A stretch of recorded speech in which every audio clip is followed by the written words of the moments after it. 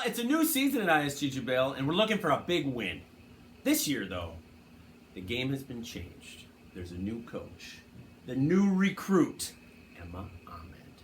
Yes, Emma Ahmed was originally from the UK, but has wet her feet in Colombia and China before this contract in Saudi. What are we likely to expect from her?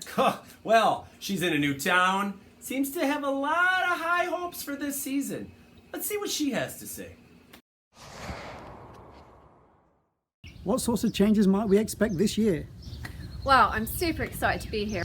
I've got great things planned for ISG Jubel. We're going to be seeing a lot of changes, tons of teamwork, really addressing learning at the heart of our strategy, and pushing teachers' development forward. It's going to be awesome. Wow, thanks for that excitement, Emma. Woo, this is going to turn out to be an amazing game. Let's see how the team sizes up. ISG Jubel is an established K-12 international school of around 600 students and 60 faculty members located in Jubel, Saudi Arabia. All right, we've heard from the coach. Let's see how they got on.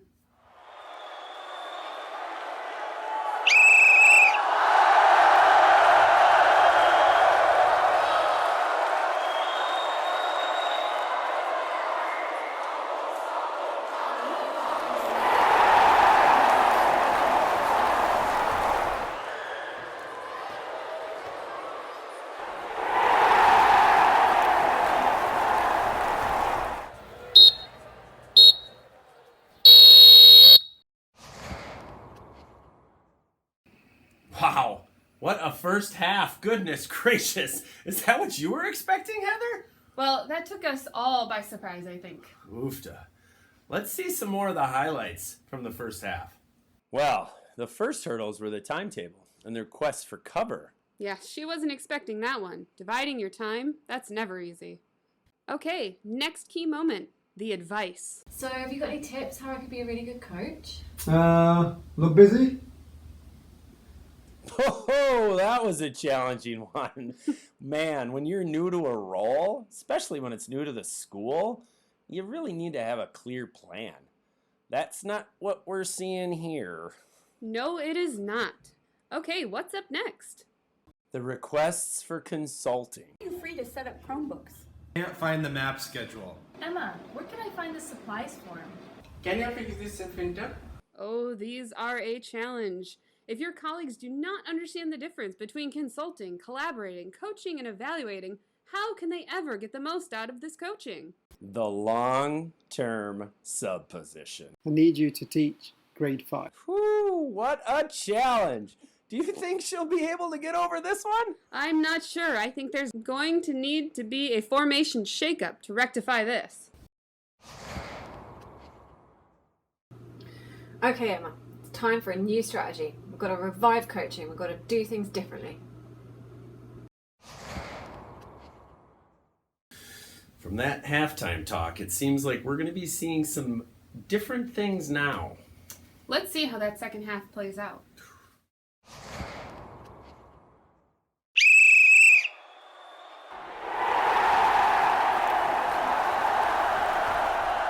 You went on cognitive coaching training recently. I was wondering, is there a way you could utilise that in something we do in school? I was wondering about how I could implement it or support it with the appraisal system that we currently have. Oh, that seems like it would be a really great place to implement cognitive coaching. How does it work? You know what? I could really use some help with technology. Some things with green screen and with Do Ink, and also maybe some ideas for science planning. Sure, when's good for you? Tomorrow? Okay, I'll set up a calendar invite and then let's meet. Okay, sounds great.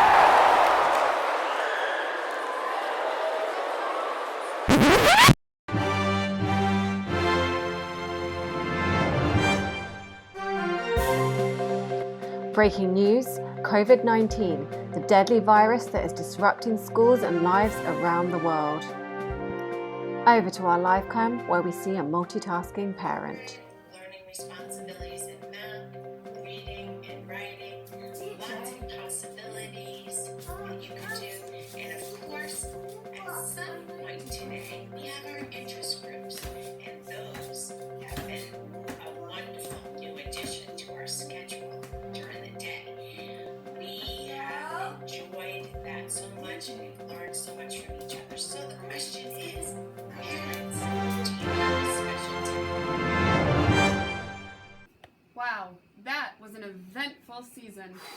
And such poor timing, just as things were looking up. Let's see what Emma has to say. So Emma, tell us about your second half strategy. Really wasn't working out well in the first half. I knew we had to shake things up. So came back from new school year, started out really strongly with the administrators and I having a conversation, so we were very clear, and then launched that with the staff and had an opportunity to model coaching for them. And from then on, worked a lot about explaining my role and what I do and don't do, talking about how it's more about learning, it's not really about technology, and really just kept persevering with those teachers that were ready and willing to make a change and to try something different and push themselves out of their comfort zone. And that seemed to be working really, really well. And then Corona. Let's hear some other perspectives on this one.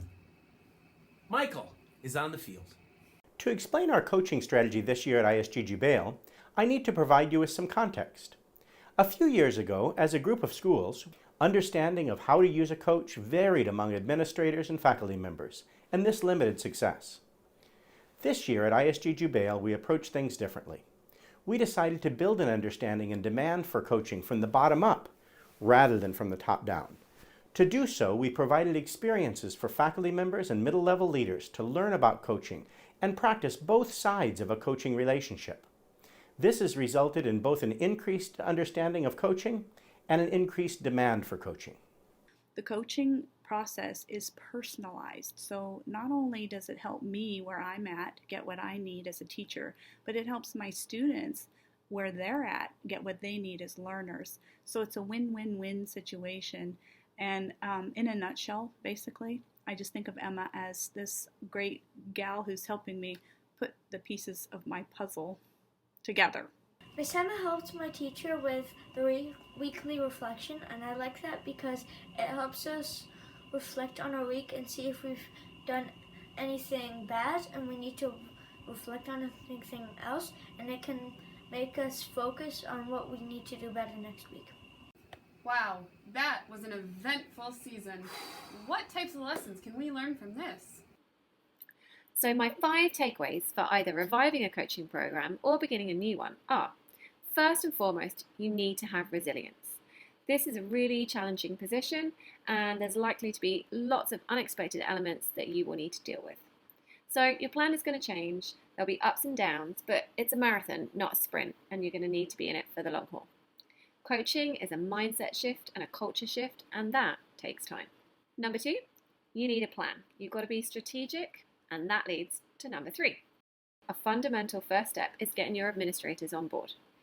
You need to share your definition of coaching and make sure that they understand what coaching is and isn't, and therefore what activities support and what activities, more importantly, detract from this.